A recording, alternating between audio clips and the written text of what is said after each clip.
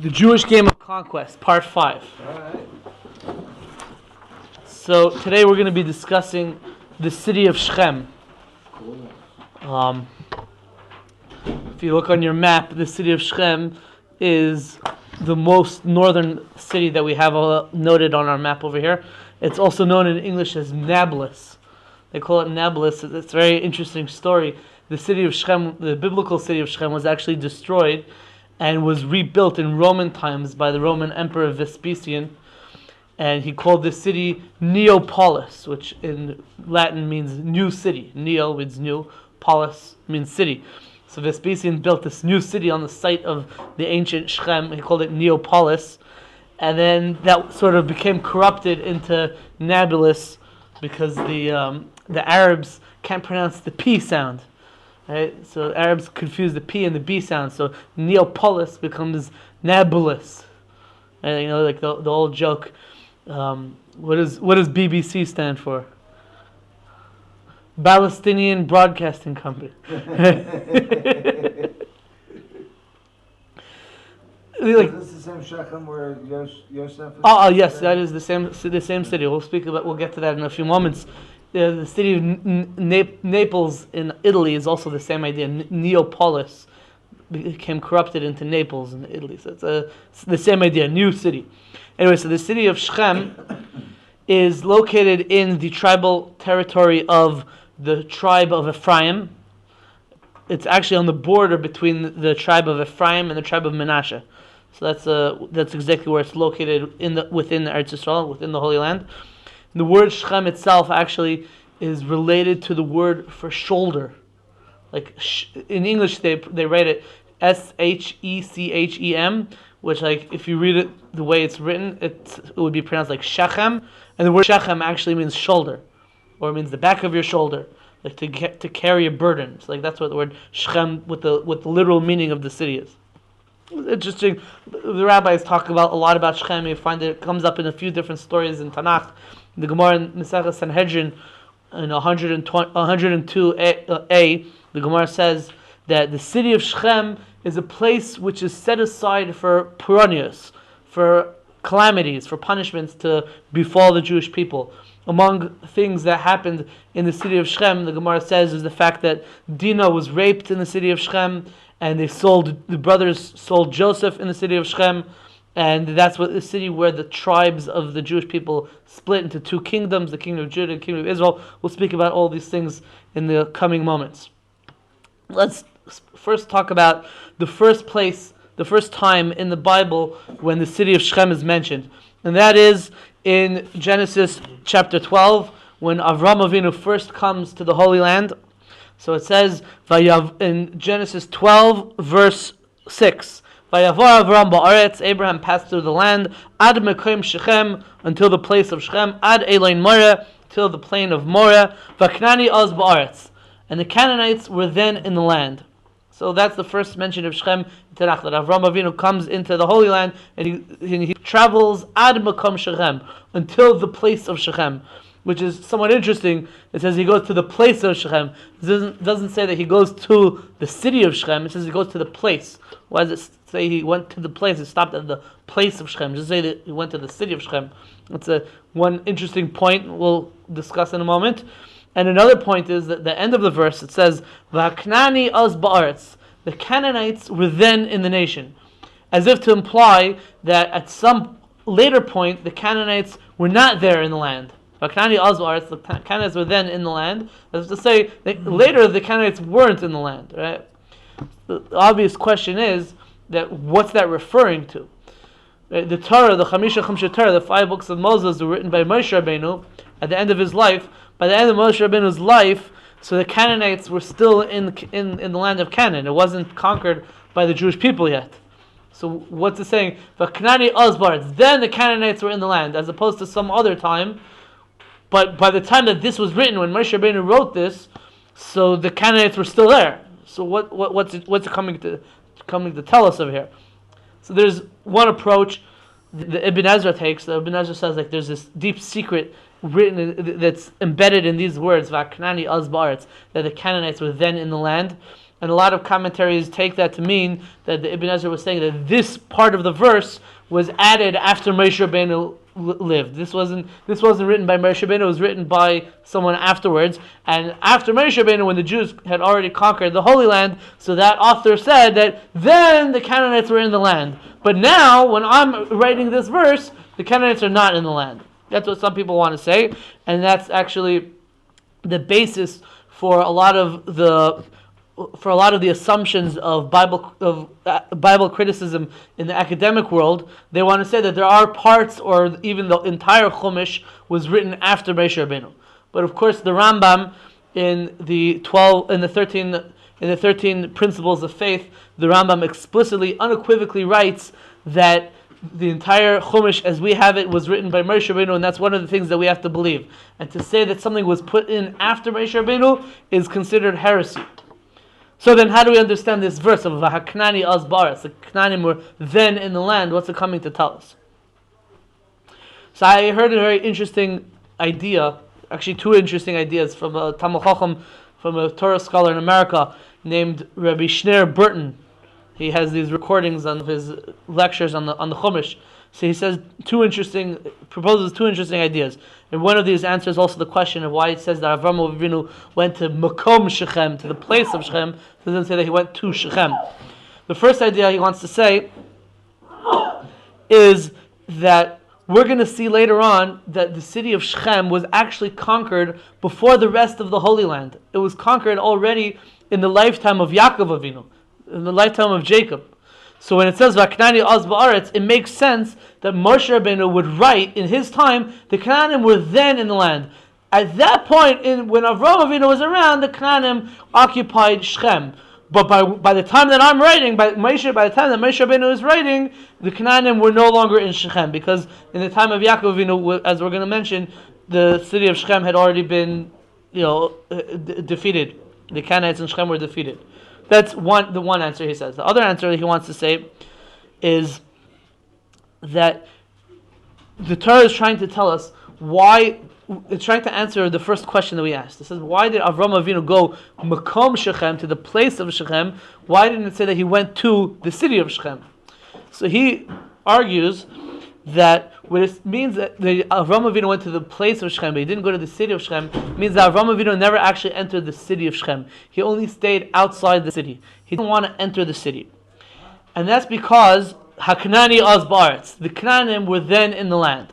What is that alluding to? So he says that in Leviticus, when the Torah introduces the prohibitions of incest and other type, Leviticus Sefer Vayikra, when the Torah introduces the prohibitions of forbidden marriages, and including incest and other things like that, so the Torah says, don't do like the acts of the Canaanites. So you see that that's what the Canaanites used to do, right? So Avraham Avinu didn't want to enter the city of Shechem where the Canaanites lived because he didn't want to be influenced by their actions of what they were doing. Right? So because he was scared of what these Canaanites do, the sexual misdeeds of the Canaanites, so he wanted to stay away from the actual city. So he went to the place of Shechem, but he didn't go to the city of Shechem. That's why it says at the end of the verse, "Vaknani az ba'aretz." It's explaining to us why he only went to Makom Shechem, to the place of Shechem, and not to the city of Shechem. And we actually find by Avraham Avinu in the next story afterwards, when there's a famine in the Holy Land and he's forced to go to Egypt. So over there, it doesn't say he goes to the place of Egypt. It says he goes to Egypt. Seems like he goes into the city. And when he does that, he takes certain precautions to make sure that nothing happens to his wife. He has her say that she's his sister, and he puts her in a box. There's different things that he took certain precautions because he was scared of the sort of mischievous leanings of the Egyptians. When the Torah introduces the ideas of incest, it also says don't do like the Egyptians and don't do like the Canaanites. Another idea of why it says that he went to Makom Shechem, the place of Shechem, it doesn't say that he went to the city of Shechem. So there's an acquaintance of mine actually who's a fairly elderly gentleman who's an expert in the diktuk of Lashon HaKodesh, the grammar of the Hebrew language. So his name is Alan Smith. He goes by the Hebrew name Avram Napach. So he wrote a pamphlet called Shechem in the Bible. So he argues in his pamphlet that Makom Shechem refers to the fact that Shechem is not necessarily the name of a city per se, but it's actually the name of a district. It's an area. And within that district, there might be also a city called Shechem, but it's also the name of like a county. You have like New York County, you have New York City, or actually Los Angeles County, and you have Los Angeles City. Right? So like they're sort of, they overlap, but it's not necessarily the exact same place. You could go to one without going into the other. Right? Beverly Hills is a separate city within Los Angeles County. So that's what he wants to say. That Makom Shechem means the area of Shechem, not necessarily the city of Shechem. So that's the first place in the Bible where we encounter the city of Shechem. The next place where we encounter the city of Shechem in the Bible is by Yaakov Avinu. When Yaakov Avinu, we know, he after he sort of steals the blessings from his brother Esav, so he runs away to Mesopotamia, to Haran, and he ends up getting married there, and 11 out of 12 of his children are born there. And then at some point, eventually he returns back to the Holy Land.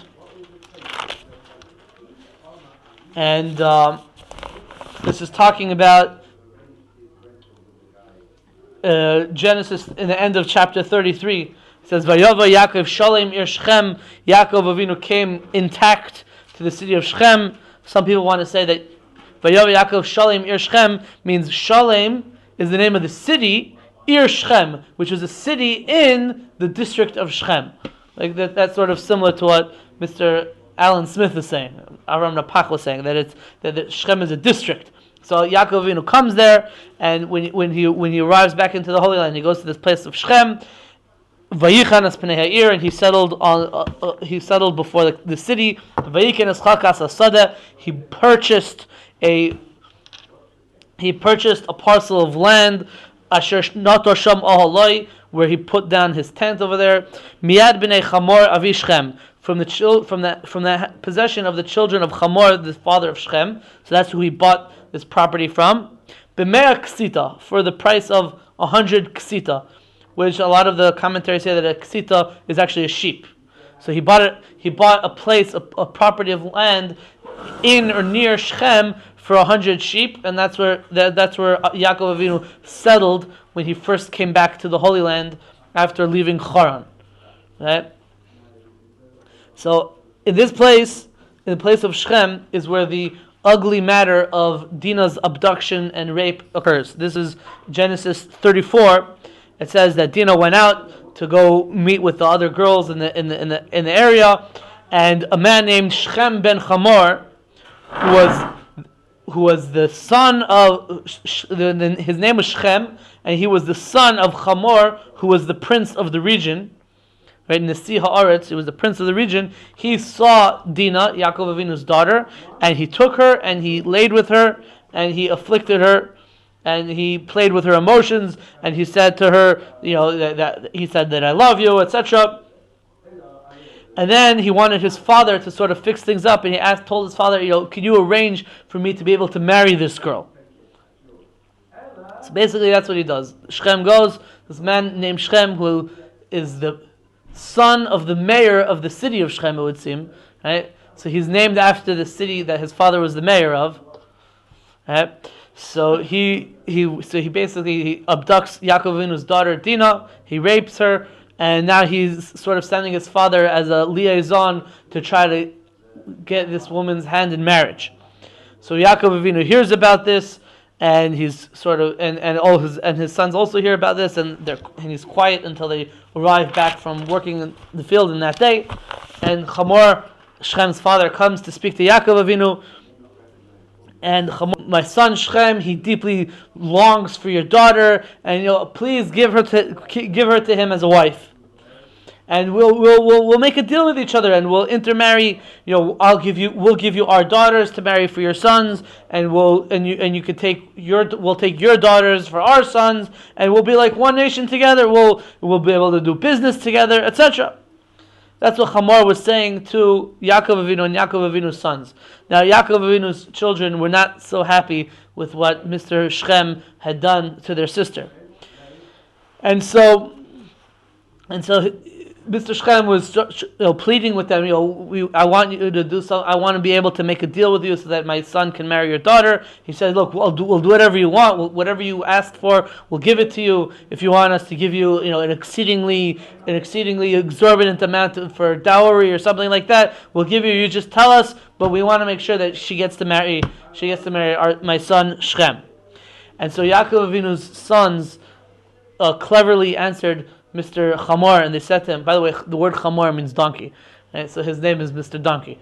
So they answered Mr. Donkey, and they said to him, they said, "Look, we can't really allow our sister to marry somebody who's uncircumcised. That's considered a disgrace to us. We're the family of Avram Avinu. Hashem commanded Avram Avinu to do circumcision, to do bris milah, and we can't let our sister marry somebody who's uncircumcised.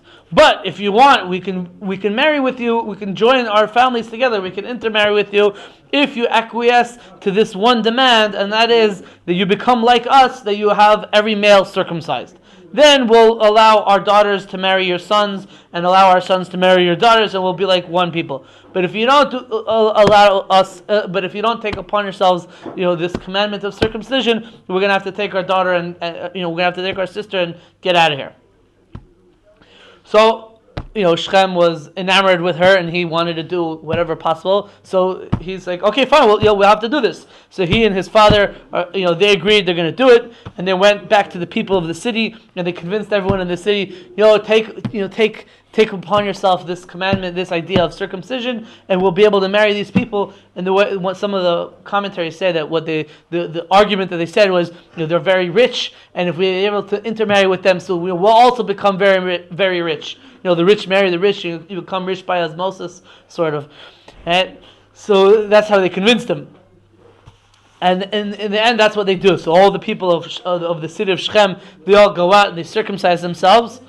And on the third day, after they did this mass circumcision, as everyone is in pain, so Shimon and Levi, Yaakov Avinu's sons, Shimon and Levi, who were Dinah's brothers, who were quite outraged about this whole matter, they went out and they massacred the whole city, and they killed every male, and they killed the entire city, and they killed especially Chamor and Shechem. They killed them at the point of the sword, and then they took Dinah from Shechem's house, and they left. And that's the end of the city of Shechem. They wiped out the city of Shechem. They massacred the city.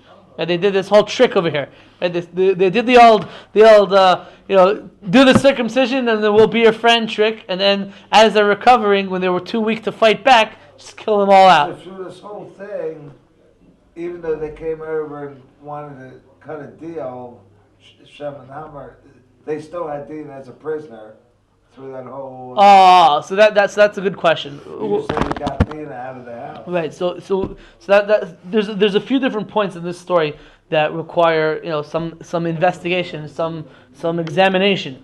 One of the points is what you're saying, Mr. Reuven.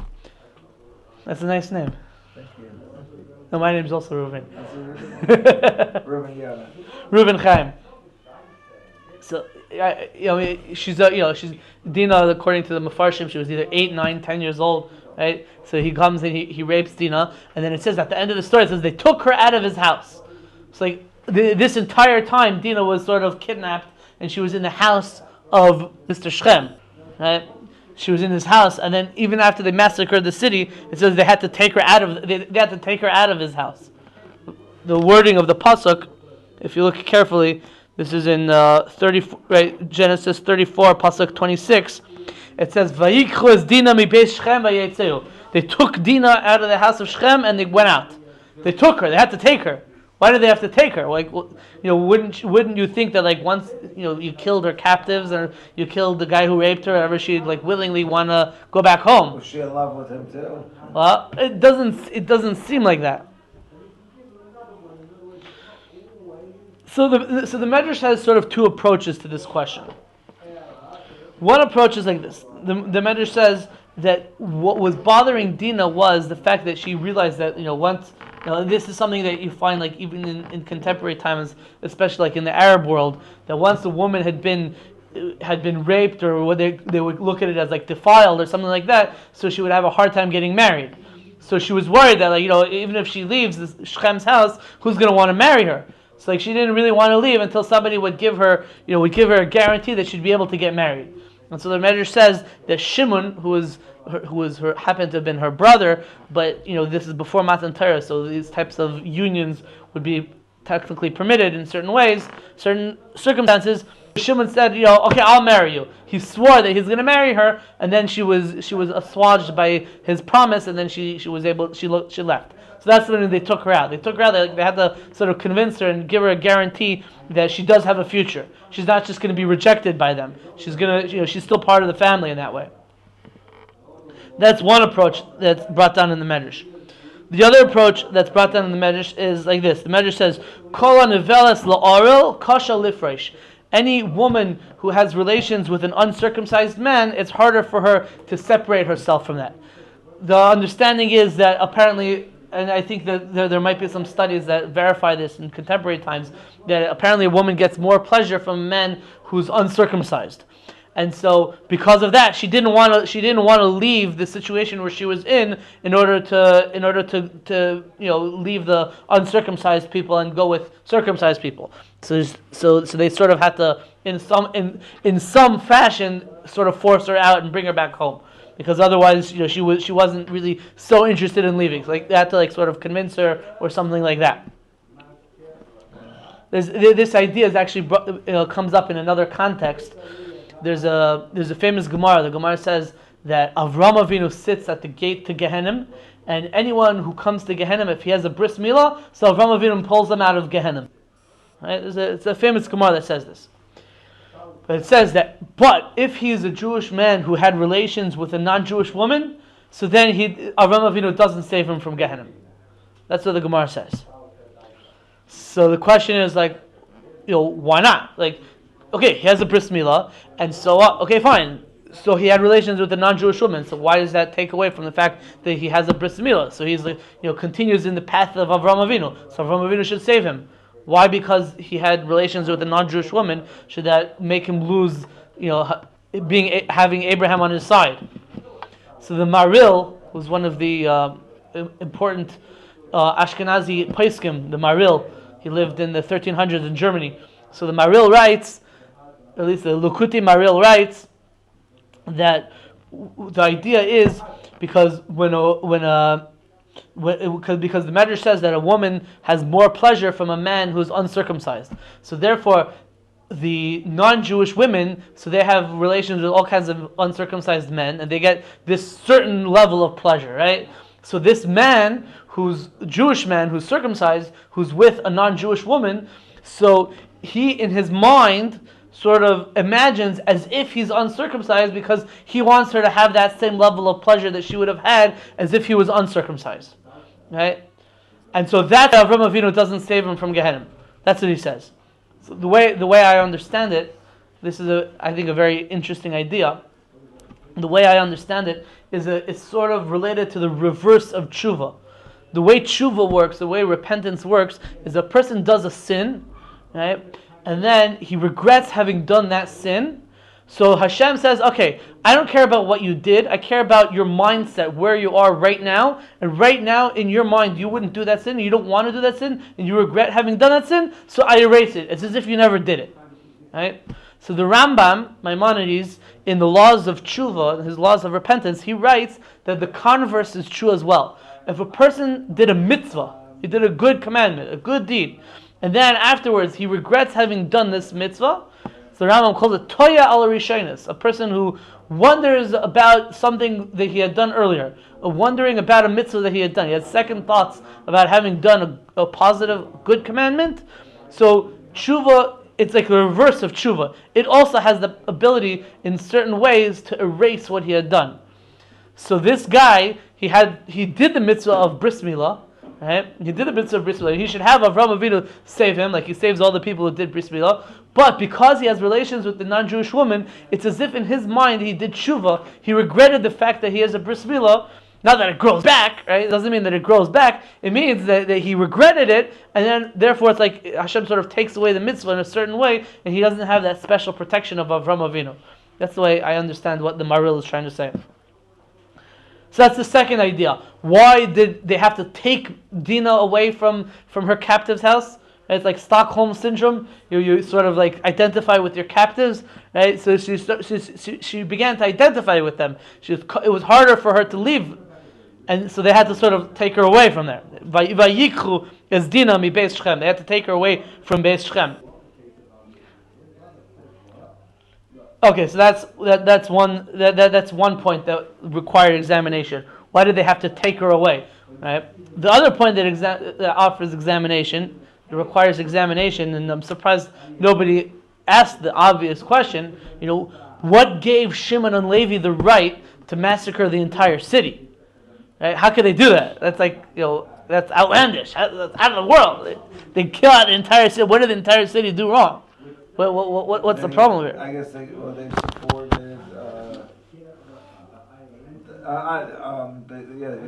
They supported him, and they supported Shechem. They didn't stand up. And that means that they're deserving to be killed.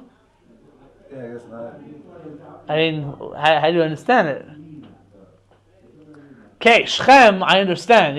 Shechem, he rapes a girl, so he can't run for Senate in Alabama. So what can he do? All he can do is get killed. But what about the other people in the city? Why are they killing all the people in the city? So there's three basic approaches to this question. There's the Rambam, there's the Ramban, and then there's other commentaries. The Rambam says like this.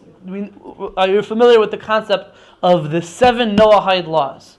Right? Hashem expects to keep 613 commandments. Right? When Hashem has his expectations of non-Jewish people, of the rest of humanity, there's only 7 Noahide laws that he expects them to keep. Now, what are those 7 Noahide laws? So there's the prohibition of eating a limb off a live animal, the prohibition of cursing God, prohibition of stealing, the commandment to set up just courts, the prohibition of killing, murder, right? And the prohibition of idolatry, and the prohibition of certain incestuous relations. Right? Those are the 7 Noahide laws. So included in these 7 Noahide laws is the commandment to set up just court systems. There should be justice. So the Rambam says, and the halacha is that if a non-Jew doesn't keep to one of the 7 Noahide laws, so according to halacha, he's liable for capital punishment. Right?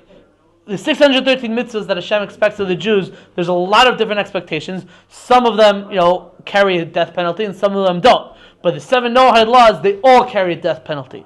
And so the Rambam says that the fact that they didn't try Shechem in a court of law and give him due justice, what he deserves for taking this girl and doing what he did to her, that means that they sort of abrogated this commandment of having just court system, and therefore they violated one of the Noahide laws, and the entire city collectively is liable for the death penalty. And that's why Shimon and Levi killed out the entire city. That's what the Rambam says. The Ramban takes a slightly different approach. The Ramban says, yes, they did violate one of the 7 Noahide laws, but it wasn't necessarily this law of having court system. They say that the reasoning is because you can only be liable for a punishment if you violate a prohibition, not if you fail to fulfill a commandment.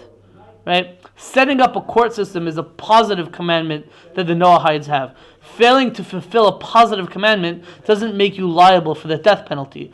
Only violating a prohibition of something you're not supposed to do can render a Noahide punishable with the death penalty.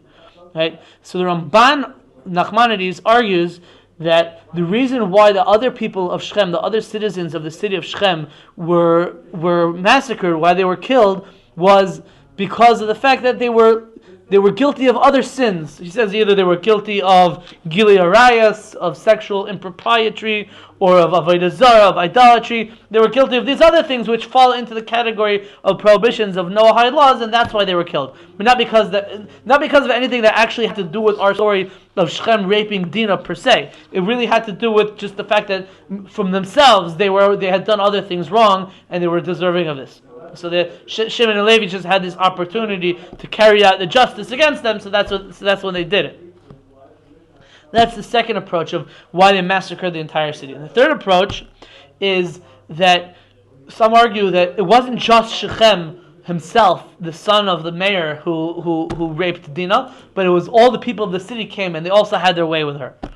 So it was like I don't know the expression is, a gang raping or something they call it, right? Something like that. So all of them did it. So because of that, they were all guilty of it, and that's why all of them were ended up killed. So that's the story of Dinah and Shechem. The next place in Tanakh where the city of Shechem appears is in the story of Yosef. This is also still in the book of Genesis, where we said that Yaakov Avinu, on his way, after he left Haran, so on his way back to Canaan, he bought this field in Shechem, and he stayed here in Shechem. And this whole story happened over here. Well, what happened after this story was that after Shimon and Levi massacred the city of Shechem, so Yaakov Avinu didn't want to live there anymore, and he ends up going back. He ends up going to Beis El, which we'll speak about tomorrow, but ultimately he ends up going back to where his father lived. His father Yitzchak, who lived in Hebron. This is where after Rachel died. After Rachel dies, and Yaakov Avinu goes back to Hebron. He goes to Hebron where his father was living, and it says, and this is the beginning of Genesis 37, it says that Yaakov Avinu was living in the land of his forefathers, in the land where Yitzchak was living. That means in the city of Hebron, and he had his sons were going to take their flock to pasture in Shechem. And so at some point he sends his son Yosef to go check up on his other sons. Yaakov Avinu had 12 sons. Now Binyamin was the youngest, he stays home. He was a little kid then. But Yosef was the second youngest, so he was home helping his father. And the 10 older sons, they were out with the sheep. They had gone all the way back to Shechem. Alan Smith wants to theorize that maybe they went to Shechem so that Yaakov Avinu could sort of show his ownership over that property that he had purchased beforehand. Right? So they were hanging out in Shechem, allowing their sheep to eat to graze over there. So Yaakov Avinu sends his son Yosef to go to Shechem to check up on his brothers. And this is the famous story where when his brothers see him. At this point, his brothers the brothers were jealous of Yosef because Yosef was Yaakov Avinu's favorite son. So they see him coming and they say, "Oh, let's kill him." And they say, "No, let's not kill him. We'll throw him in a pit." And then they ended up selling him, etc. So that story happened when he went to go meet them at Shechem. So they were hanging out in Shechem. Is Dothan is part of Shem? What? It says here's something about two. No, so if you look at the verses, it says like this. In verse 12, it says Vayelchu Echav Lirois Esain Avihem b'Shechem. His brothers went to pasture their father's flock in Shechem, right? And then it says that Yosef went to Shechem to go to find them, and he couldn't find them. And then he met a man who the rabbis tell us was an angel, and that man / angel tells him that they actually ended up in a different place called Doisan. And this story where they meet him was actually in Doisan, but he was going to Shechem, and he couldn't find them in Shechem. So that if you want to get technical, so this story didn't really happen in Shechem; it happened in Doisan. But he was on his way to Shechem, and he couldn't find them in Shechem. That's what happened. That's the story of Yaakov Avinu. Yosef being sold by his brothers in Shechem, and we'll see that in a way Yosef sort of gets his revenge on them in a sort of cosmic transgenerational way. The next place that Shechem is actually mentioned is also in the book of Genesis, towards the end, when Yaakov Avinu was on his deathbed and he was giving out blessings. He was giving out blessings to his sons. So this is in Genesis 48. In Genesis 48, so Yaakov Avinu says to Yosef,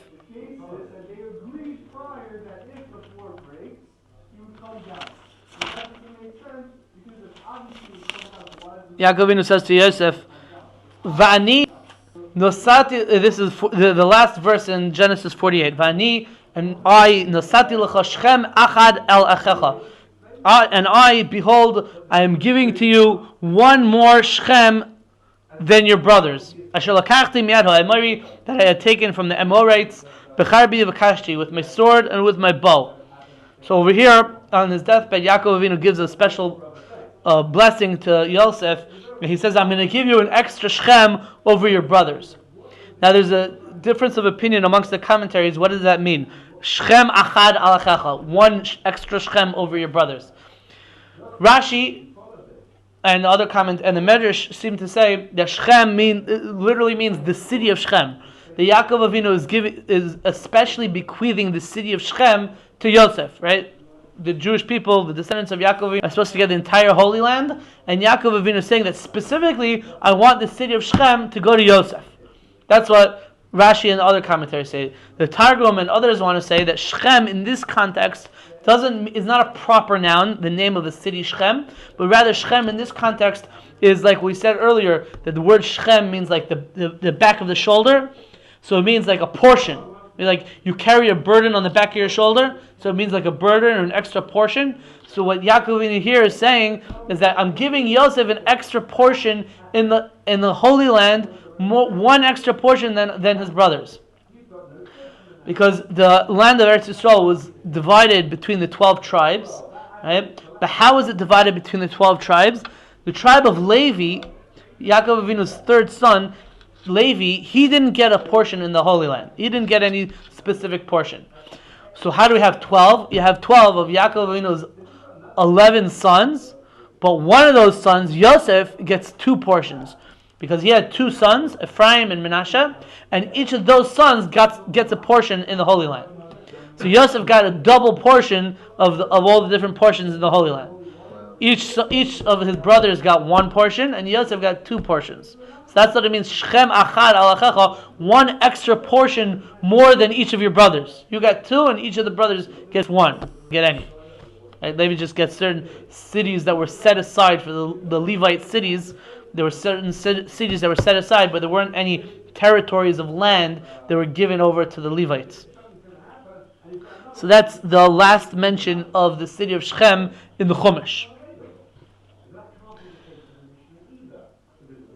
In Sefer Yeshua, the book of Joshua, after Moshe Rabbeinu died, so the leader of the Jewish people was Yeshua ben Nun, Joshua. So in the book of Joshua it says that they brought up the bones of Joseph when the Jewish people left Egypt. So they brought the bones of Joseph in a coffin, and they brought it to the Holy Land with them. And they buried the bones of Joseph in the city of Shechem. So that's where Joseph was buried. He was buried in the city of Shechem. And actually, I remember this, that in the year 2000, when the Israeli government gave over control of the city of Nablus to the Palestinians, so within hours of them giving over control, the Arabs had gone and rioted over the tomb of Joseph, and they destroyed the place where the tomb of Joseph was. Remember this? It was a few years ago. So Yosef was buried over there in the city of Shechem. So What year was it? This was 2000? in the year 2000, yeah.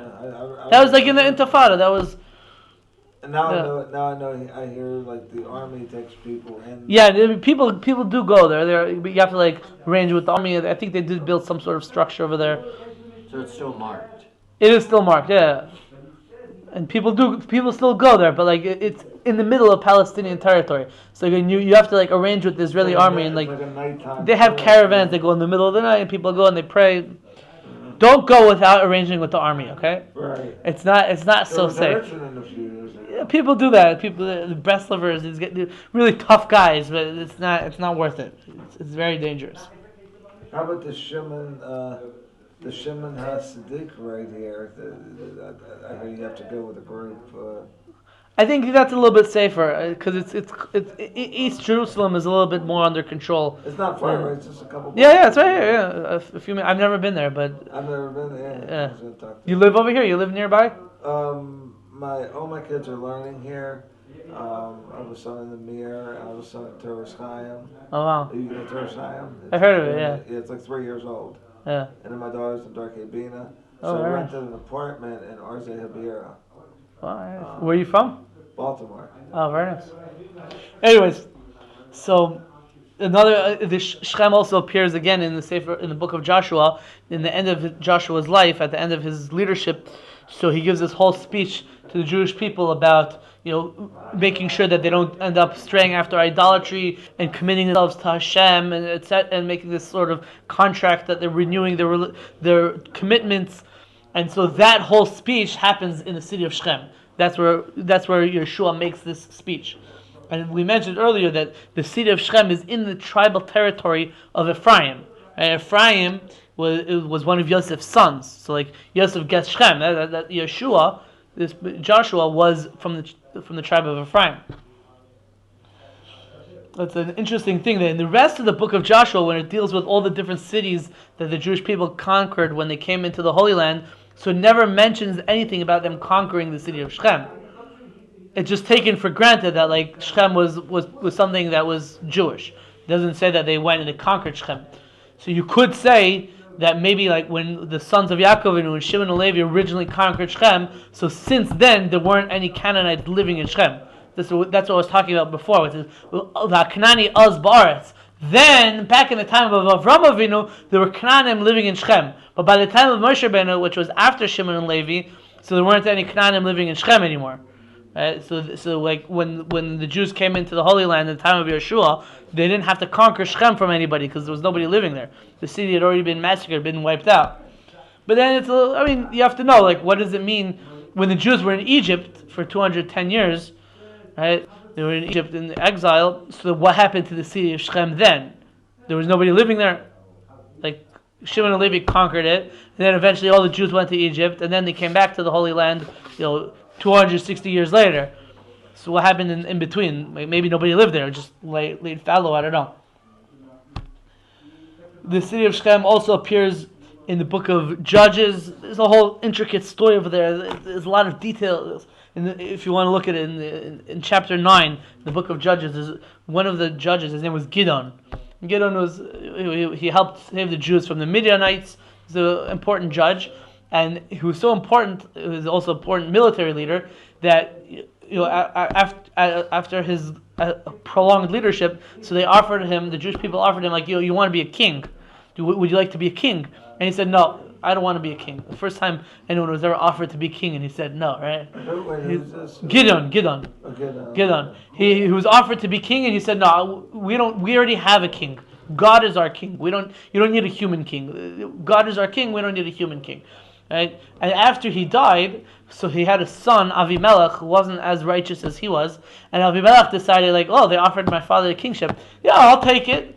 But they didn't offer him the kingship. They offered his father the kingship. So this guy Avimelech sort of decided that he wants to become king of the Jews, and so he imposed his kingship on the Jewish people. He set up Shechem as his capital, and he ended up, calling himself king and trying to reign over the Jewish people. And there were rebellions which he crushed with a heavy hand and massacred a lot of fellow Jews. It's a very ugly story. He was Jewish, the Avimelech? This Avimelech is Jewish. Yeah, it's very interesting. It's a different Avimelech. It's a different Avimelech. It's very interesting that Gideon, this Jewish judge, one of the Shoftim, gave his son a name which is the name of a Philistine kings from the time of Avram and Yitzchak, Avimelech. It's interesting. He gave him like a non-Jewish name.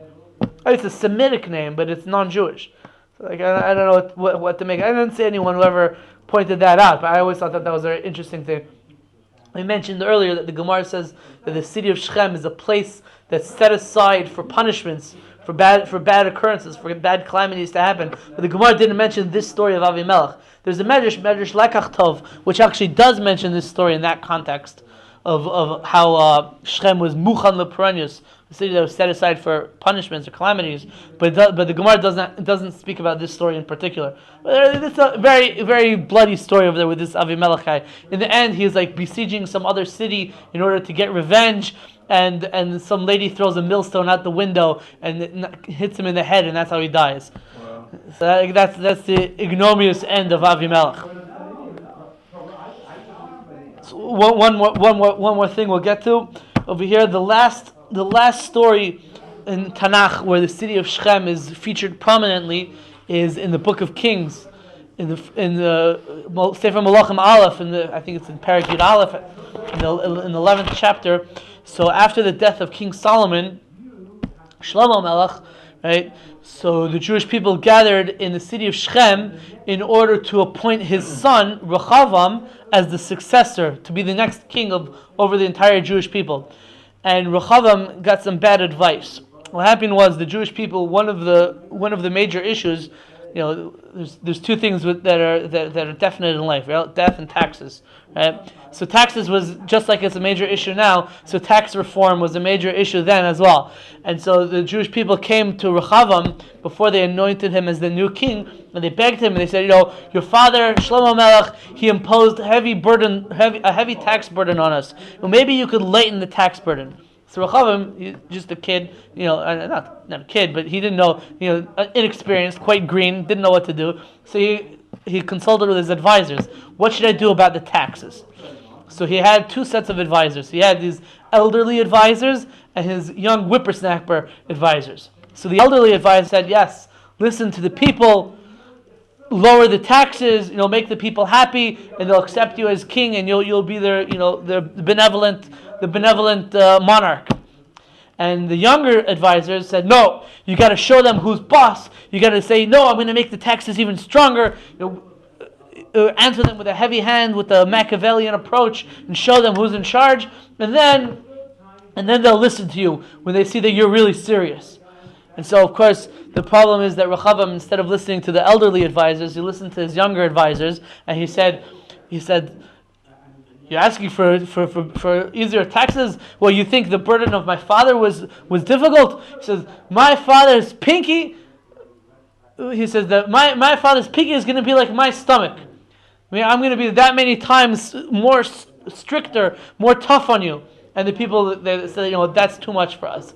And what happened was, under the guide of the prophet Achia Hashilani, so 10 of the tribes of the Jewish people broke off and they started a separate kingdom under Yerovam ben Nevat, and only the tribe of Yehuda and Binyamin remained loyal to Shlomo Melech's son Rechavam. And that was the schism, the great schism between the two kingdoms of the Jewish people. There was the southern kingdom, which was just the tribe of Yehuda and Binyamin, and then there was the northern kingdom, which was the 10 tribes under Yerovam ben Nevat. And Yerovam ben Nevat was also from the tribe of Ephraim, just like Yeshua ben Nun was. He was also from the tribe of Ephraim, and he made his capital the city of Shechem. So that's another thing where Shechem was sort of another story of Shechem, where we see that Shechem, a calamity happened in the city of Shechem and brought this schism between the Jewish people in this way. That it was a break that was never healed. The 10 tribes were exiled, and the two tribes, the southern kingdom was destroyed by Babylon, and they went into exile, etc. But we never healed that break. We never corrected it. They never brought the two kingdoms back together.